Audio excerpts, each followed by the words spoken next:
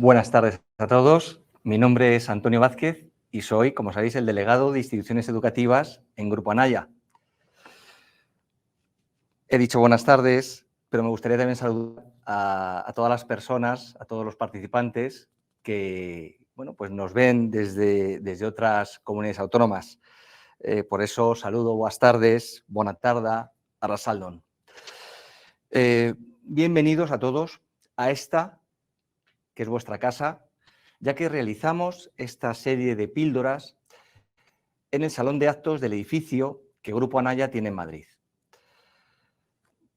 Ya sabéis que esta es la tercera de una serie de 3 píldoras que hemos venido acometiendo en Grupo Anaya para abordar las dudas, las preguntas que nos surgen con la implantación práctica de la nueva ley.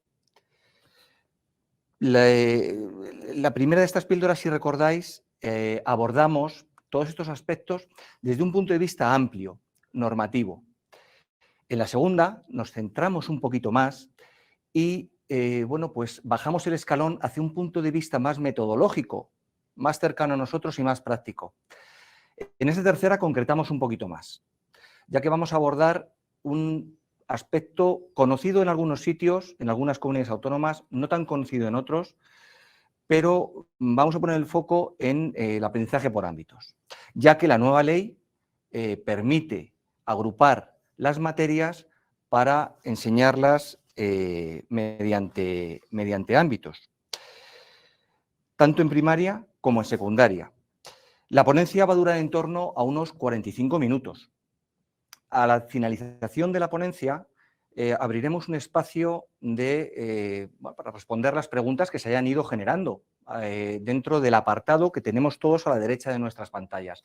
Y ahí voy a hacer un ruego, y es que todas estas preguntas que se nos puedan suscitar, que se nos puedan generar, las formulemos a través de ese apartado de preguntas, no a través del chat, por favor, porque la intención es agruparlas al máximo para después intentar generar el mayor número posible de ellas. Poco más, quizás nos alarguemos por ese motivo un poquito más de ese tiempo estimado de 1 hora, porque se han ido suscitando muchísimas preguntas en las anteriores sesiones y creo que debemos intentar no dejar ninguna en el tintero. Por último, solo quedaría presentar a nuestra ponente de hoy. Es un honor contar hoy con Carmen Pellicer. Todos la conocemos, algunos la seguimos de cerca y conocemos toda su andadura, si vemos en internet, todas sus titulaciones, teóloga, pedagoga, escritora, es además presidenta de la Fundación Trilema. Pero a nosotros ya digo que la seguimos y tenemos, como decía, el honor de conocerla personalmente, casi la calificaría como una trabajadora incansable, alguien que aporta muchísimo al mundo educativo, porque realmente se la nota, lo ama. Y sin más, le cedo la palabra, la escuchamos atentamente y en 45 minutos nos vemos para responder preguntas. Muchísimas gracias y Carmen, buenas tardes, bienvenida. Un aplauso virtual.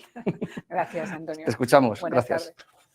Bien, pues muchísimas gracias por dedicar un hueco esta tarde a hablar de los ámbitos, esta especie de fantasma que llega en un momento donde todavía la LOMLOE tiene muchas incógnitas porque no tenemos versiones definitivas de los decretos curriculares, porque tenemos que esperar lo que cada comunidad autónoma va a hacer con ese porcentaje de contenidos curriculares que les corresponde definir y todavía tenemos muchas preguntas. Lo que sí sabemos es que la apuesta por la interdisciplinariedad es una apuesta eficaz, es una apuesta que al final nos ayuda a todos a conseguir mejores resultados en todo el alumnado. Y por eso nosotros, desde hace ya bastantes años, llevamos una apuesta bastante radical y valiente por una organización del currículum en ámbitos de aprendizaje, tanto en la educación primaria como en la educación secundaria. Lo que voy a intentar en este rato, esta tarde, es fundamentar las razones que nos llevaron en su momento a hacer esa apuesta, ver cuáles son los modelos posibles, que no hay uno único, de organización curricular en ámbitos y compartir, en tercer lugar, algunas de las experiencias que hemos tenido en estos años, que hemos aprendido mucho sobre los ámbitos, no solo por lo que funciona bien, sino muchas veces por lo que no funciona o los errores que hemos podido cometer. Lo cierto es que nuestra apuesta por los ámbitos no se debe a un requisito legal, sino realmente se debe a ir aprendiendo cada vez mejor cómo podemos ayudar a todo nuestro alumnado. Me gustaría empezar con una cita de Howard Gardner, uno de los grandes padres y gurús en el ámbito de la innovación, que trajo a España el modelo de las inteligencias múltiples, que nos ayudó en su momento a remover estas aulas tan homogeneizantes que teníamos en un modelo de cultura más tradicional en las escuelas. Dice Gardner en la cita que tenéis en la pantalla que las disciplinas son la invención más significativa de los últimos 2 siglos en educación. La división en asignaturas es algo que hemos asumido como normal, pero que no ha existido desde siempre en la historia de la educación. Y es verdad que condiciona mucho la organización de nuestras escuelas. Sin embargo, en esta publicación, un poco más adelante, Gardner recuerda que la adquisición de las destrezas de la comunicación, el aprendizaje de hechos básicos, el cultivo de habilidades básicas o la maestría, destreza, en los modos de pensamiento específico de cada disciplina, deben verse como medios y no como fines en sí mismos. Lenguajes, habilidades y disciplinas tienen que ayudarnos a mejorar la comprensión, uno de los conceptos claves para el aprendizaje. Por eso, esa imagen de los conectomas, que he titulado El genoma al conectoma. Una de las razones de la apuesta por la interdisciplinariedad en las escuelas es todo lo que hemos podido aprender a partir del conocimiento de la mente humana. Pensemos que cuando Gardner gesta la teoría de las inteligencias múltiples a finales de los años 70, años 80, sus publicaciones de principios de los 90, todavía no existía el escáner cerebral. Al final, la representación de cómo funciona la mente humana descansaba en las imágenes, ¿no?, que todos hemos visto de las neuronas, esas mariposas del alma que llamaba Ramón y Cajal. Pero la tecnología nos ha hecho descubrir y aprender cada vez mejor cómo funciona el cerebro humano. Y a pesar de que es algo efervescente, ¿no?, que nos llena de mensajes a veces confusos y a veces contradictorios, ¿no?, en el ámbito de la organización de una escuela o de la organización del aprendizaje, hay mensajes, hay cosas que sabemos que son ciertas y que cada vez más se consolidan en nuestra práctica educativa. Por ejemplo, sabemos que los sentidos son la puerta de la percepción y del aprendizaje. Y el lenguaje de los sentidos es básico para que los alumnos y las alumnas aprendan mejor. Sabemos el efecto positivo de las emociones, la importancia que tienen en el aprendizaje y también cómo la amenaza, la cultura de estudiar para el control, para el examen, el miedo, al revés, son inhibidores del aprendizaje y tienen un efecto negativo. Sabemos también hoy que los entornos estimulantes, que las experiencias intensas, que provocar emociones asociadas a buenos aprendizajes nos ayudan a recordar mejor la información, recordarla mejor, recordarla durante más tiempo en nuestra memoria y aplicar esa información a nuevos entornos de aprendizaje. Sabemos también que esas experiencias fundamentales para aprender se interpretan de formas diferentes y que distintos alumnos comprenden y aprenden cosas distintas y cantidades distintas de aprendizaje, si me permitís la metáfora, de la misma experiencia marco que provocamos los docentes. Bien, este señor, que fue el inventor del primer escáner cerebral, premio Nobel, Sir Gottfried, a ver si lo pronuncio bien, Hounsfield, ya murió en el año 2004, ¿no? Pensemos un poco que al final la tecnología nos ha enseñado una cosa muy importante. El descubrir el funcionamiento de las neuronas ha hecho darnos cuenta que lo fundamental son las conexiones que se establecen entre ellas.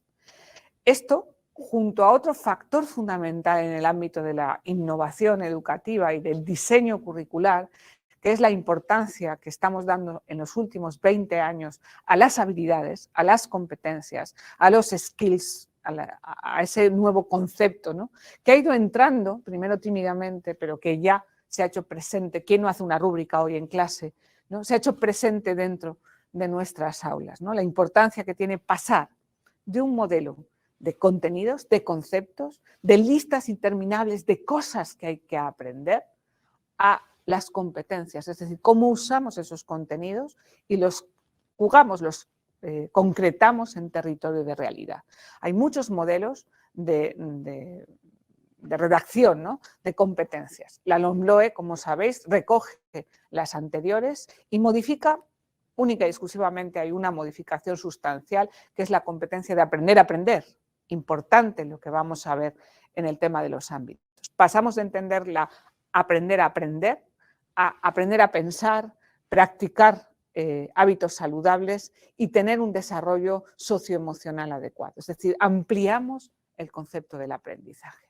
Ampliamos el concepto de currículum, de conocimiento, con esta imagen que a mí me gusta utilizar mucho, que es la imagen del iceberg, porque al final lo que la LOMLOE, lo que la ley, lo que las leyes, los decretos nos dan, son listas interminables de contenidos que responden, y en esto vamos a avanzar, a competencias que queremos que nuestros alumnos se entrenen.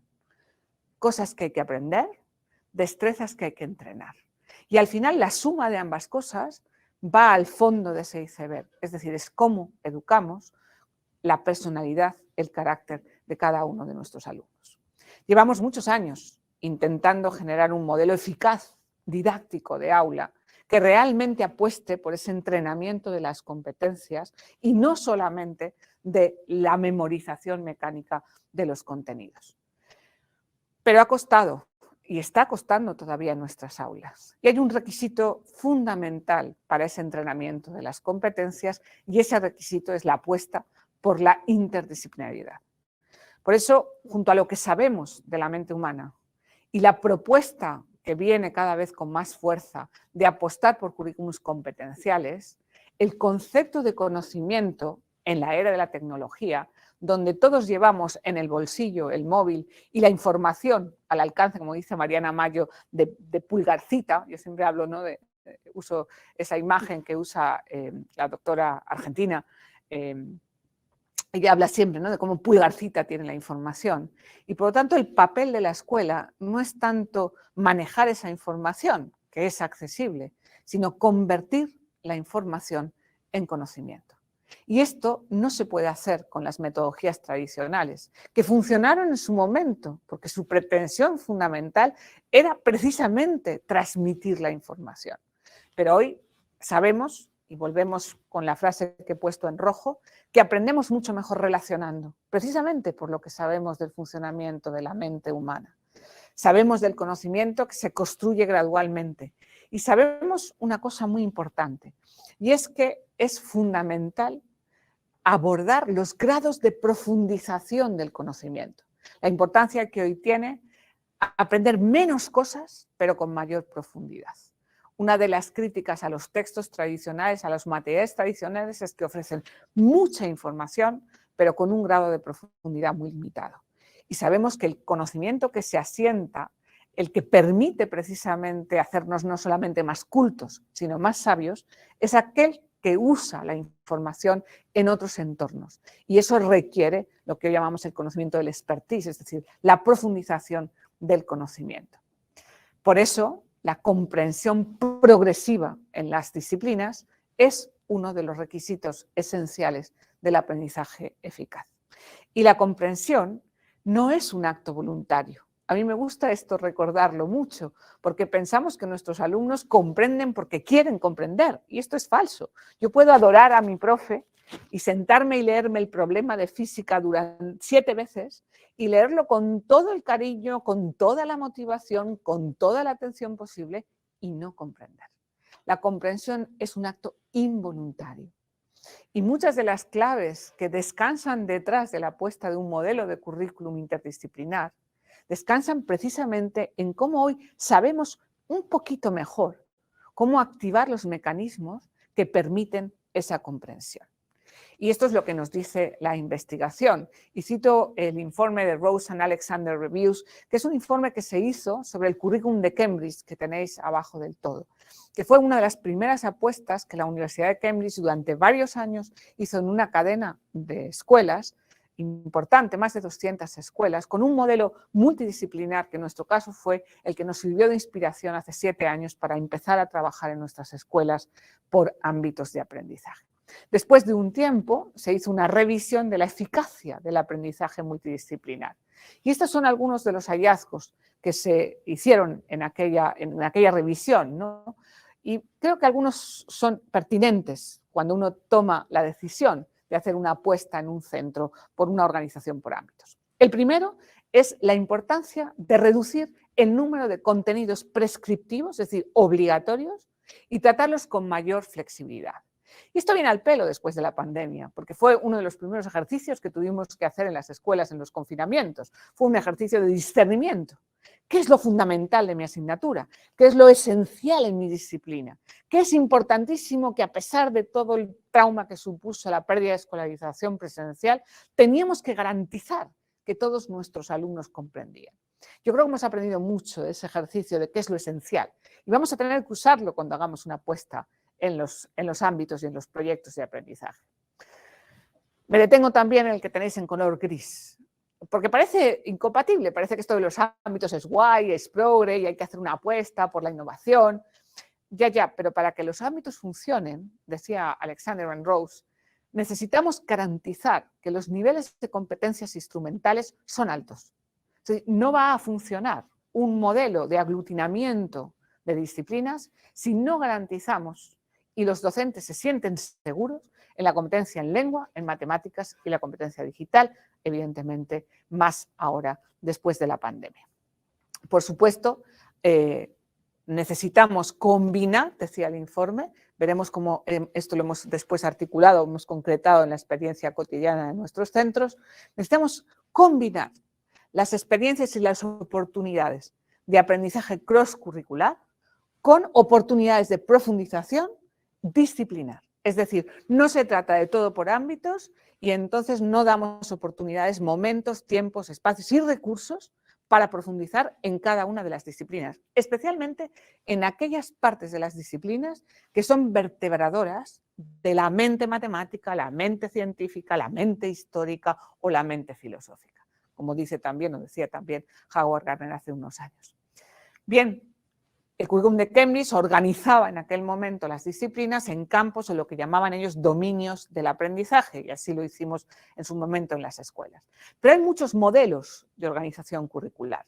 Y vuelvo a recordar que los ámbitos es un modelo de organización curricular, no es una metodología. Es decir, yo puedo aglutinar y organizar mi currículum de determinada manera y apostar por el aprendizaje por proyectos, que a mi juicio es el más adecuado, pero puedo mantener un esquema de trabajo con unidades didácticas o puedo incorporar otro tipo de metodologías de aula. Puedo trabajar en ámbitos, creo que es conveniente trabajar en ámbitos combinado con metodologías de interacción social basadas en el aprendizaje cooperativo, pero necesito incorporar estrategias de aprendizaje reflexivo y mucho espacio para el trabajo y el crecimiento de la metacognición, del nivel de comprensión individual. Por eso, al final, los modelos de organización curricular, pues ahí tenéis 6 modelos, 6 tipos, yo no voy a explicarlos todos, pero sí que voy a centrarme al menos en 2 o 3 que creo que son posibilidades. De hecho, en la Comunidad Valenciana, que como sabéis comenzó hace ya 2 años a trabajar por ámbitos de forma ciertamente más obligada en primer curso de secundaria y este año en segundo curso de secundaria, en los centros, en los institutos, en las escuelas, ha habido distintas variantes de esa organización curricular. La primera, la que creo que hemos practicado la mayoría de nosotros durante toda la vida, es la organización jerárquica. Es decir, yo soy profesor de historia, o soy profesor de ciencias, o soy profesor de geografía, o soy profesor de matemáticas, y de vez en cuando mi asignatura es la principal, pero establezco conexiones con determinados campos. Soy profesor de matemáticas, pero estamos haciendo una semana de sensibilización sobre los ODS y mis problemas van a tratar sobre la deuda internacional. Y tomo datos y tomo elementos y cruzo con la asignatura de valores, con el área de geografía y estadística, me conecto con el profesor, etcétera, etcétera, ¿no? Yo creo que todos hemos hecho e incluso hemos integrado en nuestras programaciones esas cajitas que ponían interdisciplinariedad y ya desde la LOCSE situábamos o poníamos distintas posibilidades de conexiones con otras disciplinas. Esta es habitual, está presente en las escuelas, se puede hacer de una forma más organizada. Y pasamos al segundo modelo, el modelo de organización multidisciplinar. Es cuando las asignaturas trabajan independientemente, pero abordan tópicos comunes. La Semana de la Paz, el día que tiene un poco que ver con lo que es el modelo de oportunidad, es decir, que se practica mucho en infantil y también en primaria, ¿no? Es fácil que en infantil encontremos proyectos que tengan que ver con el otoño, con la Navidad o con las flores en primavera, etcétera, etcétera, ¿no? Bien, pues el modelo multidisciplinar también está siendo bastante habitual en la forma en que se han interpretado los ámbitos en los distintos centros educativos. Y es fácil que cada profe siga dando su asignatura, pero que nos pongamos de acuerdo en ejes o en tópicos comunes en algunos momentos de la programación. Y nosotros vamos a proponer y vamos a apostar por el modelo interdisciplinar, de modo que las asignaturas se unen buscando el máximo posible de conexiones entre ellas, de modo que seamos muy flexibles en la organización de los espacios, de los tiempos y de los recursos. Y una palabra sobre el último modelo, la transdisciplinariedad, que en España es todavía muy complicado, y es cuando desaparecen completamente los conceptos mismos de disciplinas. Ya habéis escuchado los modelos de Silicon Valley, el currículum que propuso Microsoft o el de IBM, o quizá lo más parecido que se ha expandido entre nosotros es el modelo STEM. Ya hay países donde no existe matemáticas, ciencias y tecnologías, sino que hay horario STEM y ya se considera como una única disciplina. Y eso sería quizá lo más parecido que podemos conocer a un modelo de transdisciplinariedad. ¿Qué hace falta para que la organización curricular en ámbitos tenga éxito? Bien, uno, que garantice la inclusión y la participación de todo el alumnado. No solamente es una condición, sino también es una ventaja, porque nos va a dar mucha flexibilidad para personalizar el aprendizaje. Es importante fomentar la creatividad y todas sus expresiones y combinar la parte dura o aburrida, entre comillas, del trabajo más mecánico que puede requerir cualquier asignatura o con otro tipo de tareas que fomenten más la creatividad. Es importante profundizar en el contenido. Uno de los riesgos y de los miedos también que muchas veces tienen nuestros compañeros y las familias de nuestros alumnos es que esto baje los niveles, y seguro que habéis oído esta resistencia cotidiana en algún sitio, ¿no? Es mentira, es falso. La organización curricular con ámbitos no baja los niveles siempre que tengamos un compromiso con el rigor en la organización y en la profundización de los contenidos de cada una de las disciplinas que participan en la organización del ámbito. Es importante visibilizar el progreso de todos los aprendizajes, porque si cambiamos de una organización tradicional a una organización de ámbitos es porque queremos, un poco ya hemos visto, aunque sea muy rápidamente, algunos de los fundamentos, queremos que mejore el aprendizaje. No solamente la memorización, sino que mejoren todos los aprendizajes, especialmente los competenciales. Por lo tanto, vamos a necesitar cambiar la cultura de evaluación y asegurarnos que hacemos visible todo el progreso en todas las competencias vinculadas al trabajo o al proyecto que vayamos a hacer en cada uno de los ámbitos. Importante el 6. Haz alianzas, complicidades, salir del entorno, salir del aula, ampliar el concepto de espacio y entender un poco que nuestra aula es un ecosistema de aprendizaje y vamos a necesitar incorporar otros elementos. No tiene mucho sentido limitarse al papel, cada vez menos. Y no solamente estamos hablando de entornos virtuales, estamos hablando especialmente de generar experiencias, como dice el número 5, significativas, colectivas, que implican también a las comunidades locales y, a medida que van siendo más mayores los alumnos, evidentemente, abrir los campos de actuación. ¿Qué opciones hemos tomado en tercer lugar en nuestras escuelas? Y paso a narrar un poco algunas de las cuestiones, ¿no?, que se nos han planteado y sobre todo algunas de las claves que nos ayudan a que esto funcione mejor. La primera es un enfoque vertical. Los que tenéis o bien todas las etapas educativas en vuestros centros, o bien modelos de transición de etapa y de colaboración intercentros entre primaria y secundaria, es interesante y ayuda mucho el que hay un enfoque vertical, sobre todo en los nervios y en de las disciplinas centrales, que tengas una visión vertical del conocimiento. ¿Qué necesito? Que mis alumnos interioricen bien en primero para que puedan abordar segundo. ¿Qué necesitan interiorizar en segundo para que aborden tercero? Que es fundamental que comprendan en profundidad en primaria para que puedan construir en secundaria, etcétera, etcétera. ¿Y qué van a necesitar? Evidentemente, en el periodo no obligatorio, sea bachillerato o formación profesional. Ya he nombrado, hemos encontrado muchas ventajas. Todos o muchos teníamos ya la experiencia en PEMAR o en los programas de diversificación, es decir, no son nuevos tampoco los ámbitos. Lo cual tiene de positivo que muchas veces ya tenemos experiencia en trabajo por ámbitos en los entornos de atención a la diversidad o de personalización o inclusión en el aprendizaje, y tiene la desventaja de que en el imaginario colectivo a veces los ámbitos se asocian precisamente a bajar el nivel para que puedan acceder a aquellos que tienen más dificultades. Entonces, eso a veces es un hándicap que hay que vencer. Entonces, al final, yo digo a veces que montar ámbitos en una escolarización habitual, es decir, de todo el centro, supone que cada clase es un pequeño PEMAR, ¿no? Y eso ayuda también a los profes que tienen experiencia a ayudar a los colegas que a veces les cuesta más, porque en secundaria sobre todo somos más individualistas. Bien, en secundaria es verdad que en la Comunidad Valenciana pues distintos centros han hecho distintas opciones. Nosotros decidimos trabajar aproximadamente el 50-60% del currículum de primaria en ejes verticales asociados en ámbitos y aproximadamente casi el 80% del currículum de secundaria en dos grandes ámbitos, el científico-tecnológico y el sociolingüístico. Dos ámbitos que aglutinan, ahora veréis, algunas asignaturas y que ocasionalmente colaboran con aquellas que no están al 100% dentro de un ámbito, como puede ser la música o puede ser el inglés. ¿Qué hacemos con esas asignaturas? Pues participan en algunos proyectos concretos, sacando y haciendo una reflexión importante del currículo.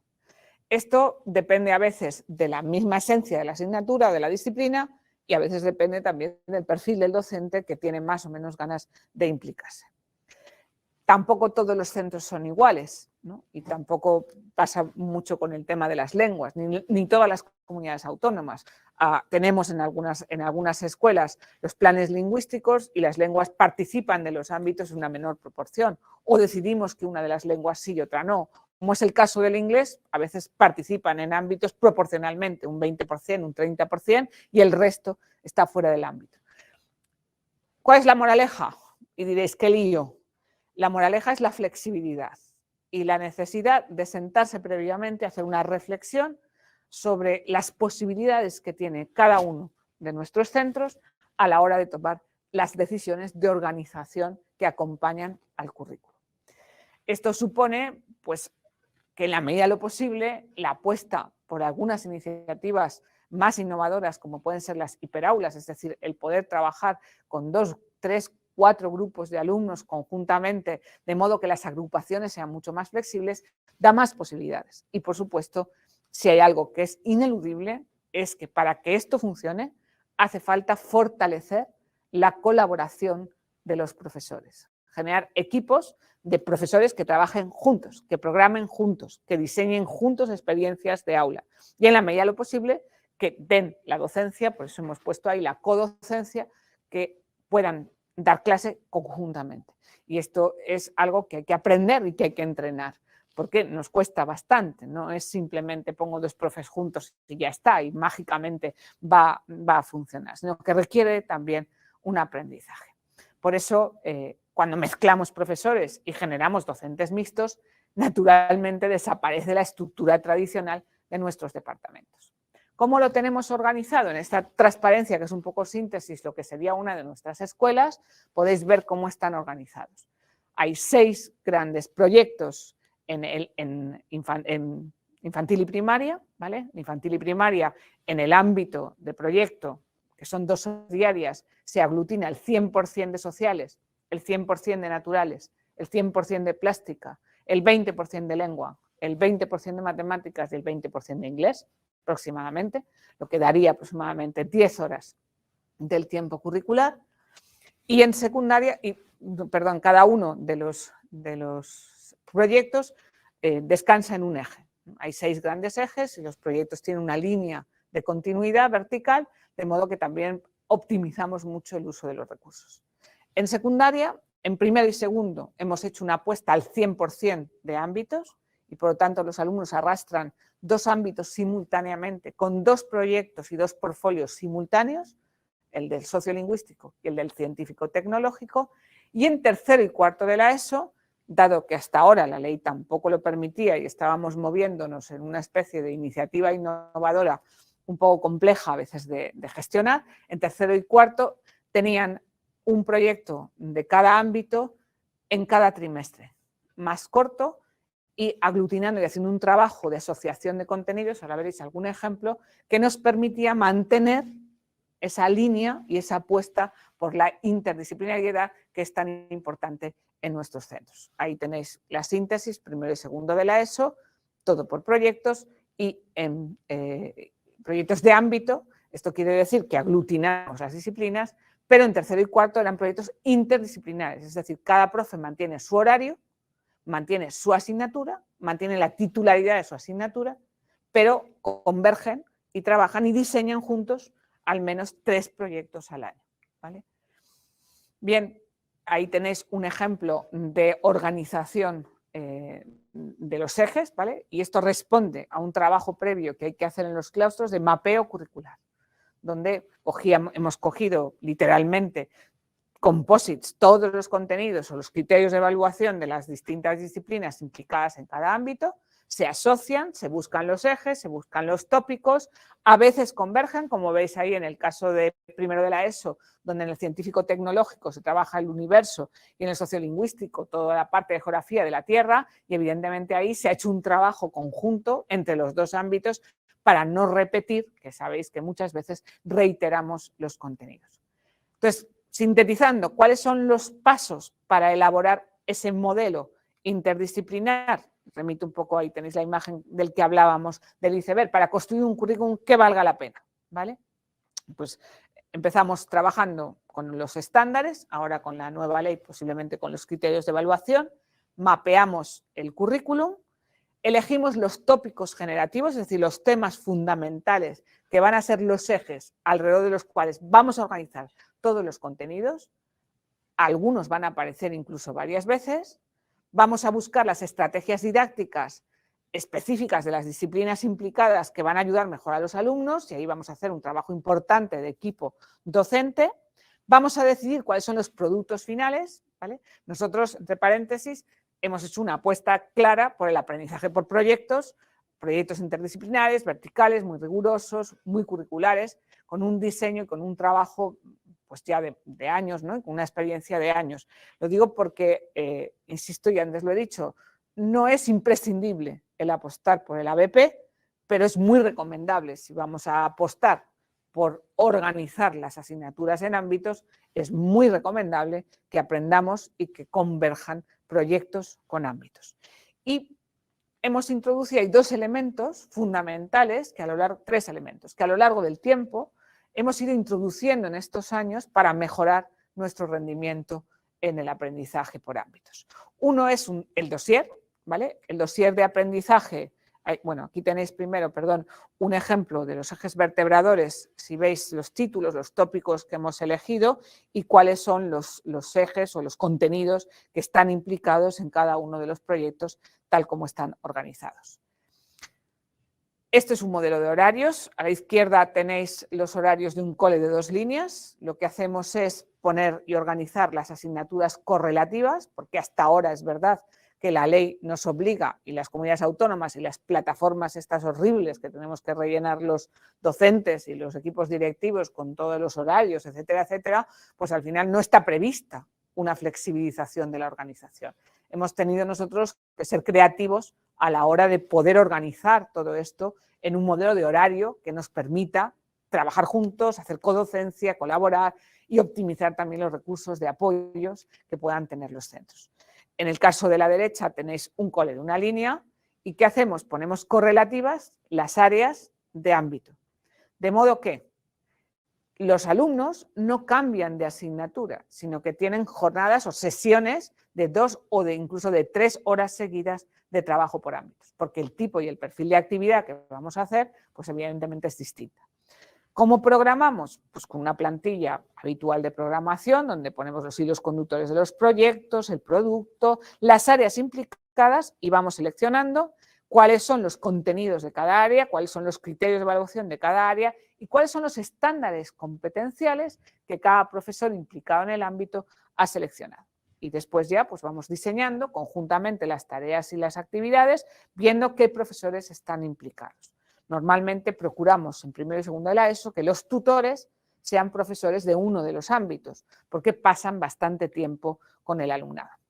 Decía que hemos introducido varios elementos. El primero de ellos es el dossier. Al principio del proyecto de ámbito se da al alumnado y también a sus familias un dossier fundamentalmente con la temporalización, los elementos fundamentales de evaluación del proyecto, los contenidos que se van a trabajar, las fuentes que se pueden consultar y cómo remiten o cuáles son las secciones de los libros de texto que van a utilizar. Nosotros trabajamos los ámbitos y los proyectos de ámbito fundamentalmente en secundaria, sobre todo, con un libro de texto, el libro de texto clásico, y lo que hacemos en los dosieres es remitir, lo que sí hacemos es desordenar los libros, es decir, cuando uno trabaja por ámbitos no es normal que la unidad 1 de geografía te coincida con la unidad 1 de lengua, con la unidad 1 de cultura clásica, con la unidad 1, ¿vale?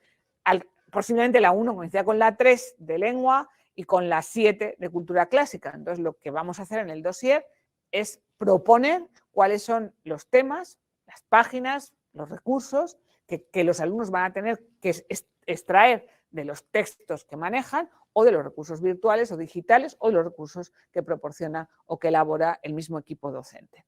Todo esto, junto con los criterios de evaluación, se les dan al principio del proyecto. Segundo elemento que hemos introducido en estos últimos años son, dentro del trabajo de ámbitos, con esos modelos horarios que tenéis, se ofrecen seminarios monográficos. Es decir, que al final, en primaria hay que aprenderse las tablas de multiplicar, con inteligencias múltiples, bailando la sardana o haciendo cuaderno rubio, las tablas de multiplicar hay que aprendérselas. Entonces, determinados contenidos o formulación en secundaria, hay determinados contenidos que necesitan espacios para machacar, entre comillas, o para reforzar, o para profundizar, o para asentar, que no todos los alumnos tienen por qué hacer, porque hay algunos que ya los han superado y pueden dedicarse a otras cosas. Entonces, la idea del seminario es, dentro del modelo de organización horaria de ámbitos, tenemos sesiones o seminarios monográficos que normalmente hay una oferta a elegir y que los alumnos pueden realizar en algún momento. El tercer elemento es el portfolio de aprendizaje, donde se recogen todas las evidencias de todas las áreas implicadas conjuntamente. Pero en las hojas de calificación, lo que hacemos hasta ahora, porque la ley nos obligaba a poner una nota, una calificación numérica a cada una de las disciplinas implicadas, era en unas tablas Excel recoger un montón de evidencias de aprendizaje, ¿no? Al final, sabemos mucho más de los alumnos, ¿no? Sabemos mucho más, ¿no? Es la diferencia entre tener una foto o 3 fotos del alumno o tener el álbum de fotos de los alumnos. Al final, cuando tienes 3 controles, aunque tengas 3 controles de tu disciplina, tienes 3 fotos. Cuando tú tienes un portfolio con 24 evidencias de lengua, 13 evidencias de historia, 10 evidencias de inglés y 5 evidencias de cultura clásica, tú tienes un álbum con 40 fotos sobre cómo ha progresado este alumno. Y el portfolio de aprendizaje, el portfolio de los proyectos, tanto en primaria como en secundaria, es una de las cosas o de los elementos fundamentales a la hora de dotar de rigor y sobre todo de mejorar la cultura de evaluación de los centros. Y por último, sabéis que la Comunidad Valenciana fuimos los primeros, yo creo que de una forma, de una apuesta más institucionalizada, y algunas de las cosas interesantes que han salido en los 2 decretos que han desarrollado el modelo de ámbitos dentro de nuestra comunidad, pues son, por ejemplo, la posibilidad de que uno de los profesores de ámbito pueda impartir el ámbito completo. Y esto ha ayudado mucho a la transición entre primaria y secundaria, por ejemplo, porque evita la multiplicación de docentes en el primer año, que sabéis que es un año crítico para prevenir el fracaso escolar. La evaluación globalizada, ¿no? Por una parte una evaluación global, pero por otra parte una calificación segregada. En fin, los regímenes de codocencia que se apoyaba o la invitación a trabajar por proyectos, el cómo podíamos ser flexibles, ¿no? Y cada centro podía elegir el modelo o las materias que estaban implicadas. Hay un documento que podéis consultar en la web, las orientaciones metodológicas para el trabajo por ámbitos, que recoge algunas de las iniciativas que yo mencionaba aquí. Y termino con lo que yo creo que puede ser un itinerario para un claustro que quiera implantar y optar por los ámbitos dentro de sus centros. Todavía está por ver qué comunidades autónomas lo van a hacer con carácter obligatorio y cuáles lo van a dejar a opción de los centros. Es una trayectoria, primero una introducción general de qué es el ámbito y después necesitamos generar los grupos de trabajo para hacer el mapeo curricular de cada uno de esos ámbitos, trabajar en la programación concreta de esos ámbitos y después trabajar conjuntamente de nuevo con aquellas estrategias metodológicas que pueden ayudarnos a que esos ámbitos funcionen bien. No solamente el aprendizaje de proyectos, sino todo lo que tiene que ver con la estimulación del pensamiento crítico, las estrategias de trabajo cooperativo y un largo etcétera. Y por último, por supuesto, el cómo vamos a elaborar un modelo de evaluación de centro que nos ayude a hacerlo. Espero que haya sido útil y que os vaya bien con los ámbitos en los centros. Y creo que pasamos ya, si Antonio viene por aquí. No sé si hay preguntas. Nuevamente, un aplauso virtual, porque creo que ha sido una ponencia clara y estupenda. Además, sobre un tema que yo creo que es el gran desconocido. Y fíjate, hay algunas dudas, algunas preguntas que se han generado. La primera, de Gema Mena, nos dice que si se trata de interdisciplinaridad, dice no entender ¿para qué se crean dos ámbitos? Al final, separas los alumnos en los de siempre, ciencias o letras. Entonces, ¿para qué sirve entonces la interdisciplinaridad, Carmen? Vale, muy buena pregunta. No separamos a los alumnos en ciencias y letras porque todos los alumnos hacen los dos ámbitos. Es decir, se agrupan conjuntamente y todos hacen todo. No es que la mitad hace un ámbito y la mitad hace otro ámbito. Nosotros probamos el primer año a aglutinar o sea, nosotros en primaria sí hemos hecho una opción de aglutinamiento casi total. Es decir, se juntan naturales y sociales, ciencias y letras, para que nos entendamos. Pero en secundaria los currículums son complejos y el nivel, o sea, y al final muchas veces fuerzas las conexiones. Y tampoco es bueno forzar las conexiones entre física e historia. Es decir, puedes hacer un proyecto conjunto y de vez en cuando los hacemos, o experiencias. Nosotros, cada proyecto termina en la celebración del aprendizaje, es decir, es un día donde se comparte todo y muchas veces el producto final o esa celebración sí se buscan convergencias. Pero entre física e historia, pues al final puedes hacer un proyecto de 3 o 4 semanas, pero no puedes arrastrar todo el año la obligatoriedad de conjugar todas las disciplinas porque no se sostiene. Se pierde mucha profundidad.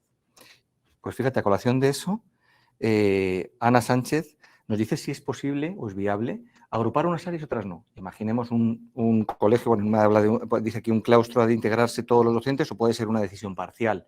Es decir, sabes que en un colegio puede existir diferencias dentro del claustro. Imaginemos que el profesor de música decide no trabajar con este aprendizaje por ámbitos. ¿Es viable o debemos intentar integrar a todos los profesores del claustro? Idealmente, todos los profesores deben compartir en sintonía el proyecto educativo. Que eso no quiere decir que todos estén trabajando en ámbitos. Por ejemplo, en música, en nuestro caso, no está al 100%. Colabora en un proyecto del sociolingüístico y en un proyecto del científico-tecnológico, pero luego tiene una parte que no está dentro del ámbito. Que luego se puede ser flexible, pero es importante que haya una cierta continuidad y una cierta sintonía. Dicho esto, ¿cómo empezamos y cómo vamos a empezar? Porque al final para muchos centros esto va a ser la primera experiencia. Pues evidentemente, si no se puede empezar todo, empezar por primero de la ESO. Creo que las ventajas entre un primero, entre comillas, tradicional y un primero en ámbitos son considerables y mejoran mucho la transición entre la primaria y la secundaria, hablando ahora en este momento de secundaria. Idealmente, hacer al menos estos dos ámbitos, ¿vale? Nosotros hemos propuesto un tercer ámbito que aglutine valores, tutoría, religión o su alternativa o el tiempo es decir, hay otras posibilidades de organización. Hay institutos en Valencia que han organizado, me consta y los podéis ver en el anexo del decreto, que organizan biología con geografía e historia, que a veces los ámbitos se han organizado en función también de la sintonía del profesorado. Entonces, es verdad que nosotros hemos hecho un trabajo importante y muy exhaustivo de mapeo curricular y hemos llegado a esas asociaciones, por ejemplo, el caso de plástica y tecnología, que giramos de vez en cuando, es decir, a veces se asocian a un ámbito, a veces a otro, ¿no? Normalmente se vinculan al producto final del proyecto, entonces eso nos permite flexibilizar, es decir, hay muchos factores a tomar en consideración en esas decisiones, ¿vale? Es importante, y vuelvo al eje de la pregunta, que si todos no estamos de acuerdo, al menos sea un grupo lo suficientemente estable para que esto se haga no como un experimento, ¿no? Sino que se haga con rigor y con una cierta posibilidad de continuidad, es decir, que si vamos a empezar en primero y vamos a hacer una apuesta, esto cuesta ponerlo en marcha y para que valga la pena hay que intentar que esto suba de primero a segundo y a lo mejor empiece un ámbito y tire hacia arriba, ¿no? Entonces, bueno, pues siempre que haya un equipo de docentes que se comprometa a trabajar conjuntamente, porque, insisto, ponerlo en marcha lleva tiempo, o sea, lleva un tiempo previo y una inversión en tiempo del docente del que no nos sobra mucho, ¿no? Entonces, ese equipo tiene que tener una cierta solidez, ¿no? Sí, pero al final yo creo que los resultados y la forma de trabajar cambia radicalmente. Totalmente. Yo creo que al final es un reto muy tentador aun con ese trabajo. Fíjate, Carmen Moles precisamente hace un comentario en esa línea. Habla de que en secundaria y en bachillerato, muchos centros públicos hay mucha rotación anual. Viene a colación un poco de lo que comentabas hace un momento. Habla de un 80% de profesorado porque son interinos. Entonces, claro, dice, ¿cómo pueden empezar esos centros a trabajar de este modo si no saben qué profesorado tendrán cada año? Claro, bien, yo sé que esto es una dificultad con la que contamos siempre, pero es la misma dificultad trabajando por ámbitos que trabajando sin ámbitos. Es cierto, quiero decir, cierto. Al final, no, evidentemente es bueno que haya un pequeño grupo estable, al menos, que coordine la puesta en marcha, pero una vez el carro se mueve, lo importante es que el carro sepa muy bien dónde va y los que lleguen se suban a un carro. No vayan dispersos y cada uno tire en una dirección y cada uno llegue al centro y haga lo que le parezca y uno siga el libro al pie de la letra y otro tenga unos apuntes amarillos de hace 15 años y otro, o sea, es más sensato generar un buen carro. Yo sé de esa dificultad, porque he estado muchos años en centros, en distintos institutos y he pasado por esa variación de plantilla, pero si hay un proyecto claro, es bueno dedicar un tiempo inicial, al menos las primeras 2 semanas. Nosotros normalmente el curso, aunque empieza en septiembre, los ámbitos no empiezan hasta octubre. Si nosotros dedicamos esas 2-3 semanas iniciales a repasar aprendizajes instrumentales, competencia digital, unidad 0, trimestre 0, en fin, hay muchas iniciativas y a la vez eso da tiempo a que los profesores nuevos, también tenemos bastante movilidad por distintas razones, profesores nuevos aprendan y se suban al carro, es decir, y ya tengan un poco los esqueletos hechos. El primer año es difícil, yo no lo voy a negar, pero vale la pena porque, por una cosa muy clara que yo creo que todos sabemos. Hay alumnos que aprenden siempre, los buenos aprenden siempre, da igual, que aprendan de una manera que aprendan de otra. Pero hay muchos alumnos que con esto aprenden mejor y aprenden más. Y esos son los que no aprenderían en otro modelo. Entonces, vale la pena por ellos. Insisto mucho en la apuesta por la inclusividad y en cómo esto va muy en sintonía, ¿no?, con un modelo inclusivo de escuela. Hay muchas preguntas en esas líneas y desde luego invito a que todos los colegios, bueno, pues hagan un esfuerzo por ponerse de acuerdo en esta línea porque es fundamental, fundamental. Hay una pregunta muy amplia, quizá demasiado, pero te la voy a formular. Andrea Alonso viene a decir que cómo sería la programación en primaria. Yo creo que algo has comentado, pero si puedes recordarnos y incidir sobre ello. Sí, un poco lo que nosotros hacemos es 3 bandas horarias, las instrumentales no están dentro del ámbito al 100% en primaria, tienen solamente un 20% en el ámbito, en el proyecto interdisciplinar y el resto trabajamos rutas de aprendizaje y estaciones, que es otro modelo de trabajo diferente, y dentro de las 2 horas diarias de proyecto integramos y programamos un poco en la línea que he ido describiendo, todas las naturales, todas las sociales. Sabéis que la LOMLOE da la opción, al final no se ha atrevido a ser normativo, de volver al modelo de conocimiento del medio, que a mi juicio es mucho mejor que la separación de las dos disciplinas. Entonces, nosotros nunca las llegamos a separar y siempre hemos mantenido el conocimiento del medio como tal, ¿vale? Asociamos plástica al 100% y asociamos también una parte de las lenguas dentro de las tareas de programación. De todas maneras, en nuestra web tenéis muchos vídeos y ejemplos, porque ahora sería largo de hacer, ¿no?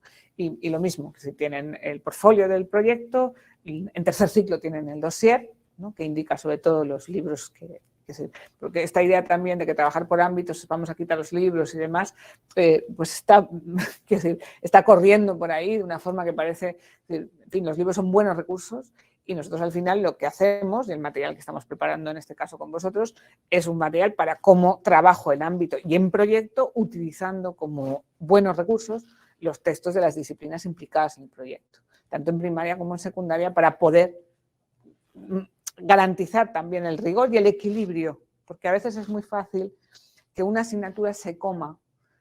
Pensar que al final lo que estamos diciendo es que un ámbito tiene cada proyecto aproximadamente unas 120 horas.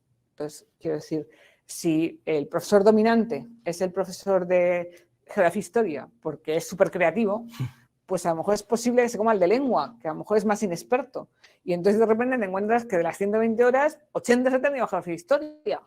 Y la lengua va por ahí coleando y las partes de ortografía también. Entonces, hace falta también ser capaces de equilibrar proporcionalmente, ¿vale?, el tiempo y los recursos que se van a dedicar a cada una de las disciplinas implicadas, en primaria y en secundaria. Y eso pasa al final, si desarrollas cualquier tipo de proyecto o algo, siempre va a haber alguien que pese un poquito más.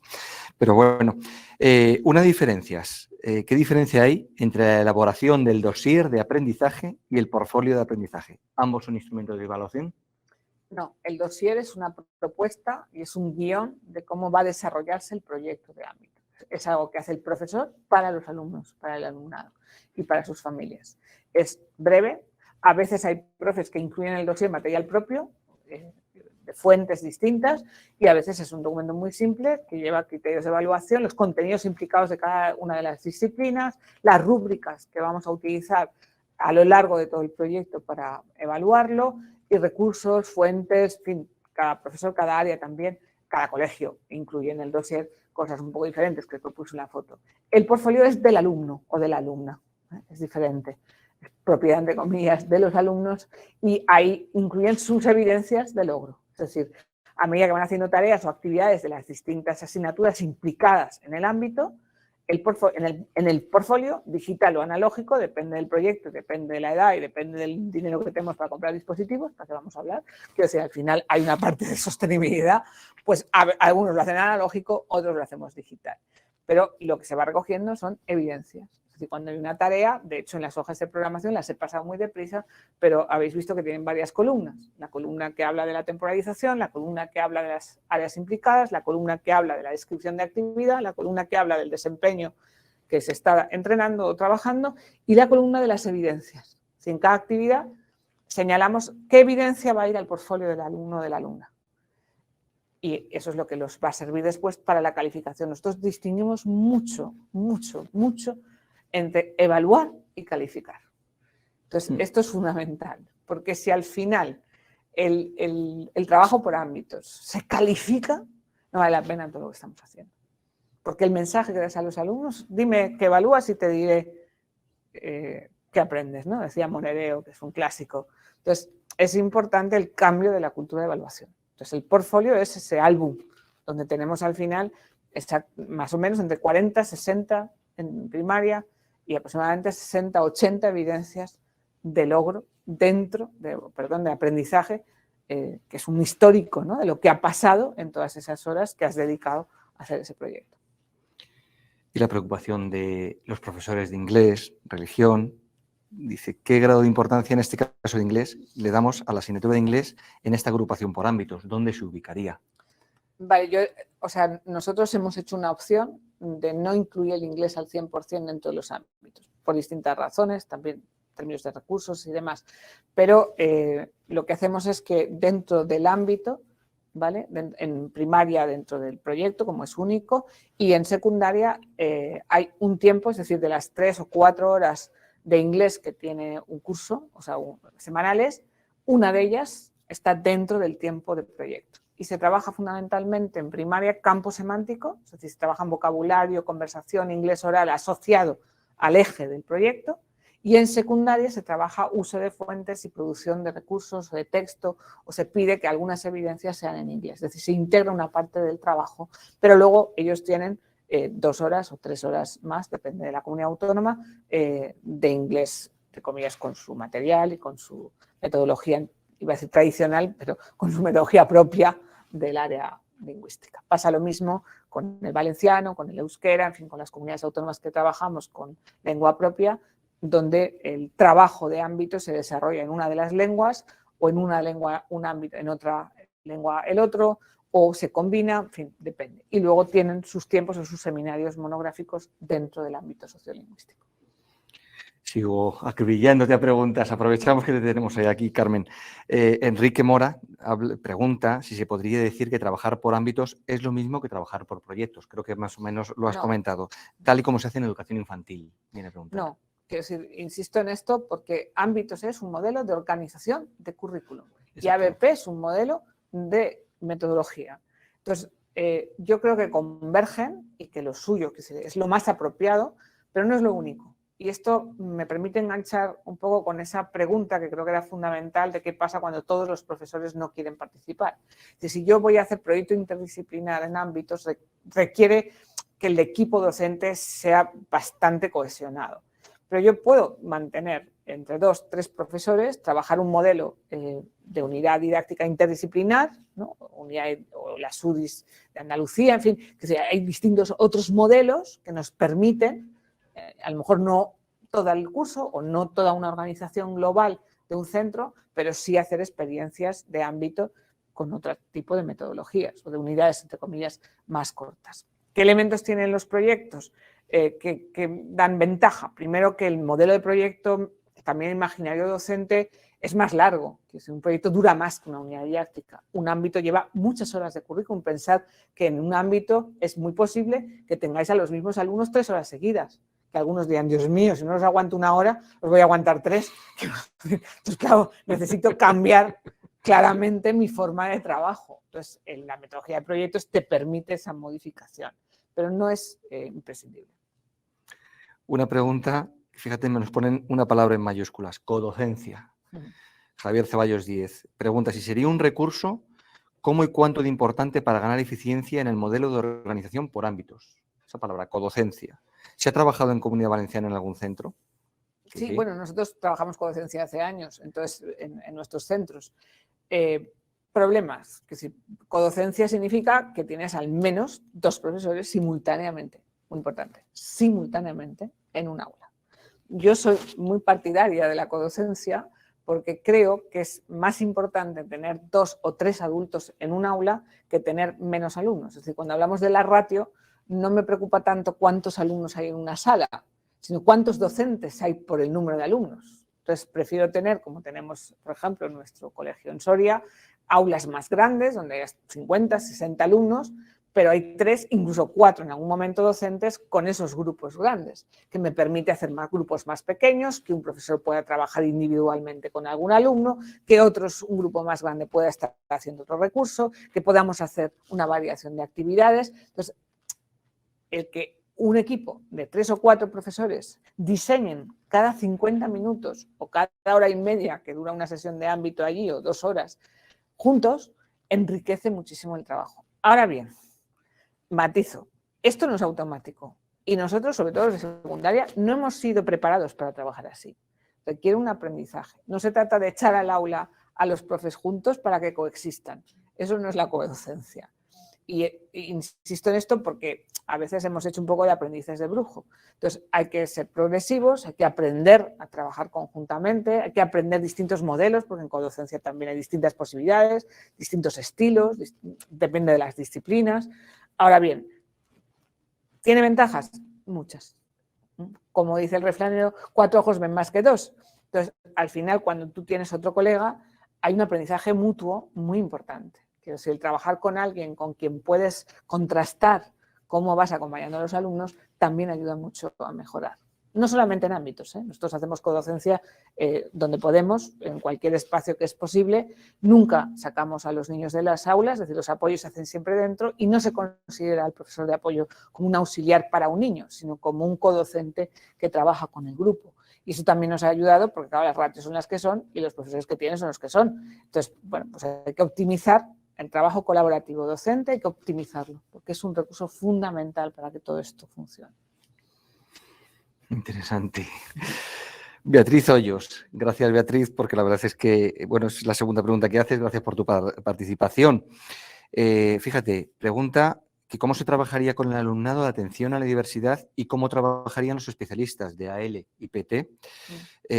Dice, ¿sería una posible cotutoría dentro del aula por ámbitos? Sí, yo creo que he contestado prácticamente a esta pregunta. O sea, sí. Ojalá tuviéramos muchísimos recursos de AL y PT y muchas manos dentro de las aulas. E insisto en que el apoyo es al aprendizaje, no al niño concreto, ¿no? Hay que cambiar un poco, o sea, voy a estirar el hilo, porque la pregunta me parece muy interesante.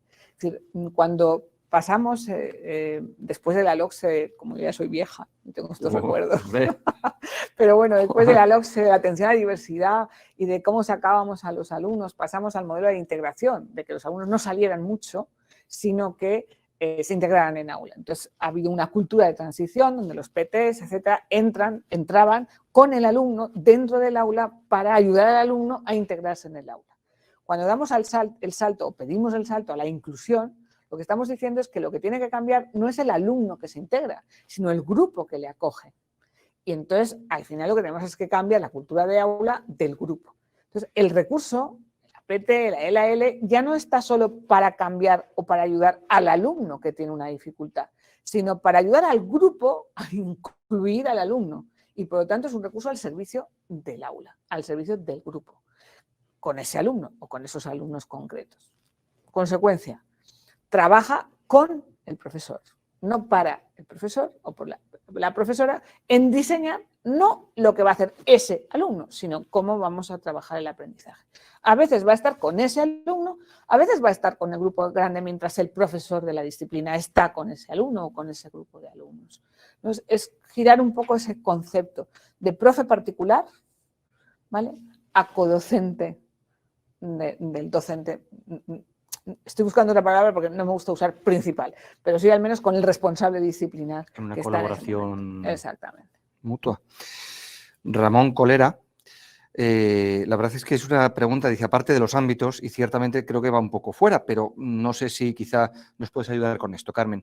Dice, ¿qué criterios debemos tener para interpretar los saberes básicos tan generales que aparecen en el nuevo borrador de la LOMLOE? ¿Y cómo debemos interpretarlos teniendo en cuenta que la LOMCE daba unos contenidos mucho más concretos? No sé si tiene mucha relación con... Sí, sí la tiene, pero sí la tiene. Además, es perfectamente pertinente la pregunta, porque es verdad que hay mucho revuelo, como si los saberes básicos están bajando los niveles de los contenidos LOMCE, en fin, todo esto, ¿no? Entonces, yo creo que es positivo, ¿vale?, que la ley deje margen de interpretación y de autonomía a los docentes para aterrizar esos saberes básicos en las necesidades de cada uno de los alumnos que tenemos. Entonces, creo que es una posibilidad, no una amenaza. No es una bajada de nivel. Creo que los que hemos tenido que trabajar o elaborar, en nuestro caso, libros con los contenidos LOMCE, que todo estaba perfecto, es decir, cerrado, pues también echábamos de menos la posibilidad de concretar muchos de esos contenidos en los niños que teníamos delante, en sus factores de interés o de motivación o de estilo de aprendizaje o en su entorno o en su contexto concreto. Todos los que hemos dado clase en muchos años, yo he tenido primero A, primero B, primero C, primero D, primero E, están institutos de 7 líneas. Y lo que hacía en primero A, pues no lo podía hacer en primero B. Y no era lo mismo que me requería primero C.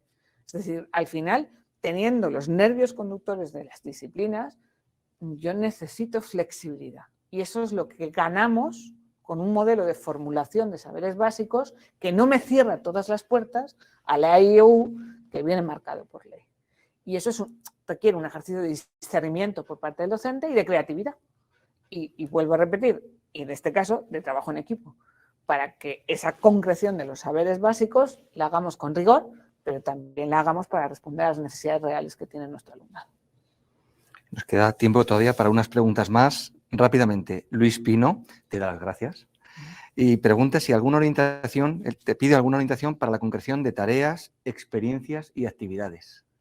Uy, necesitamos otra charla para esa pregunta, porque, bueno, pues sí, pues porque sería la que viene a continuación. Insisto, ámbito es un modelo de organización curricular. Ahora hay que elegir un modelo de organización metodológica y luego hay que elegir un modelo de evaluación de aprendizaje. Y por último hay que elegir un modelo de personalización de las tres anteriores. Cada una charla, ya sabes, Antonio. Pero por dar alguna pista, ¿dónde basamos nosotros la organización metodológica, que son las tareas, las actividades y las experiencias? Nosotros llevamos ya muchos años basándonos en el modelo de David Cole, que además falleció hace poco tiempo, creo, el modelo de pedagogía de la experiencia, donde él hacía un planteamiento, decía, ya lo decía también John Dewey, la experiencia no supone un aprendizaje automático. ¿Vale? Es decir, yo puedo crear una actividad súper creativa, yo pongo muchas veces de ejemplo en uno de nuestros coles en Pobla Llarga, recuerdo montar un sarao para visitar un vivero de plantas en primer ciclo de primaria, los nanos, todos cuantos, sacarlos, nos denunciaron 2 padres porque salimos a autopistas, un follón horrible, llegamos al vivero. 2 se comieron unas fresas verdes y se los tuvo que llevarlos al hospital porque se intoxicaron. 2 que tenían sueño, hacía muchísimo calor, querían volver, uno lloraba. Tú montas ahí el sarao, te lo curas un montón y dices el año que viene cojo el libro de Anaya con la plantita dibujada y sus partes y me olvido del vivero. Entonces, yo puedo montar una experiencia súper intensa, pero no los 25 alumnos van a aprender automáticamente de la experiencia. ¿Vale? Eso, que es un poco la matriz de la pedagogía experiencial, dice, ¿cuáles son los pasos que yo tengo que seguir para que una experiencia acabe en aprendizaje profundo o significativo, como decíamos antes, ¿no? Todo lo que tiene que ver con la narración, todo lo que tiene que ver con el proceso de reflexión y de abstracción y todo lo que tiene que ver con la aplicabilidad del conocimiento, la transformación y el uso de esa información en otros contextos de aprendizaje. Son los pasos claros de la pedagogía experiencial. ¿Qué hemos hecho nosotros? Hemos utilizado toda esa secuencia y la hemos aplicado cuando diseñamos las tareas. Entonces, ¿qué pedimos? Que habrá que diseñar actividades experienciales, actividades narrativas, actividades reflexivas, actividades... Yo voy a combinar en una tarea una secuencia de actividades que tengan actividades al menos de esos 4 tipos para garantizar que yo en un aula durante una semana voy a proponer y voy a estimular diferentes tipologías de actividad para dar las máximas posibilidades posibles para todos los alumnos, para que todos procesen la información y la conviertan en conocimiento. Sé que es una contestación un poco teórica, que a lo mejor lo que queréis son recetitas, pero insisto mucho en que al final el cambio en una escuela no viene por hacer un montón de actividades y cursillos, viene por la reflexión, por investigar, por pensar y por pensar cómo aprenden mis alumnos bien, qué necesitan aprender. ¿Cómo aprenden? Porque todos no aprenden igual. Entonces, quiero decir, hay alumnos que requieren esas experiencias intensas. Hay otros que les gusta más y que necesitan más, que piensan más cuando escuchan o cuando leen o cuando están solos. Hay otros que en grupos cooperativos rinden, pero hay otros que en los grupos cooperativos no rinden y necesitan... Entonces, voy a hacer una combinación. Y esa yo creo que es la clave. ¿Vale? Flexibilidad, combinación y equilibrio entre las distintas tipologías de actividades que van a estimular a todos los aprendices y a todos los tipos de aprendizajes que quiero lograr. Me quedo con esa frase: flexibilidad, equilibrio, cooperación, fundamental, desde luego que sí. 2 preguntas más y no te quito más tiempo, Carmen, pero es importante. Blanca Sanz vuelve a incidir habla de los centros bilingües, si no sería allí posible el trabajo por ámbitos. Creo que no. En un centro bilingüe es exactamente igual que en... Sí, no creo que haya ningún problema. De hecho, bueno, los centros que tenemos lengua propia somos bilingües, es decir, trabajamos por ámbitos, y los que tenemos 3 lenguas, pues somos trilingües y combinamos en los 3 ámbitos. Sí, porque una cosa es la enseñanza de inglés y otra cosa es... Sí, y luego los centros que tenéis o que tienen un plan lingüístico con el que están cómodos, porque esto también... No, lo que funcione no se apague. Quiero decir, hay centros que tienen y que están trabajando los planes lingüísticos estupendamente, que están muy satisfechos y que los índices de aprendizaje son buenos, pues a lo mejor no voy a meter las lenguas al 100%. Puedo meter una parte y puedo dejar otra parte trabajando. Insisto en esto. De ahí la importancia de los dosieres. ¿vale? Porque yo tengo en este caso el texto de lengua y el texto de valenciano y el texto de inglés. Y no tengo todas las lenguas al 100% en el ámbito. Tengo una parte, lo cual me permite que si de las 4 horas que tengo de lengua inglesa, 3 les trabajo con el material de texto y una va a ámbito, yo puedo extraer una parte del currículum, en este caso de inglés, como puede ser la competencia oral o como puede ser el campo semántico, que es el ejemplo que he puesto ahora. ¿Vale? O, por ejemplo, en primaria, en lengua, la parte de competencia narrativa o de expresión oral y sobre todo la parte de expresión escrita, la saco y la meto en el proyecto. Y luego con el texto ellos trabajan sintaxis, ortografía, etcétera, etcétera, vocabulario. Entonces, el modelo de trabajo de ámbito sí me permite jugar y combinar y mantener, pues en este caso, el tema lingüístico, que puede ser importante. En otros casos, pues hay centros que son emblemáticos o que tienen áreas o que tienen proyectos específicos. En fin, hay muchas posibilidades. Entonces, bueno, pues eso es importante también cuidarlo, ¿no? Y diseñar, o sea, hay que sentarse a pensar. Esto es importante. Por eso yo he puesto al final la secuencia un poco de, necesitáis al menos entre 4 y 6 sesiones de claustro o de equipo, o los que vayáis a implicaros, para pensar. O sea, primero pensar en lo que esto supone, después entender el currículum, trabajar con el diseño, es decir, trabajar con el currículum, no con los textos, ni con los materiales, ni con las programaciones antiguas, sino con el original, como preguntaba este compañero sobre los saberes básicos. ¿Qué es lo que la ley saca? Porque muchas veces se sorprenden los profes, que hay muchas cosas en los libros que no están en los currículums y hay cosas que están en los currículums que no están en los libros.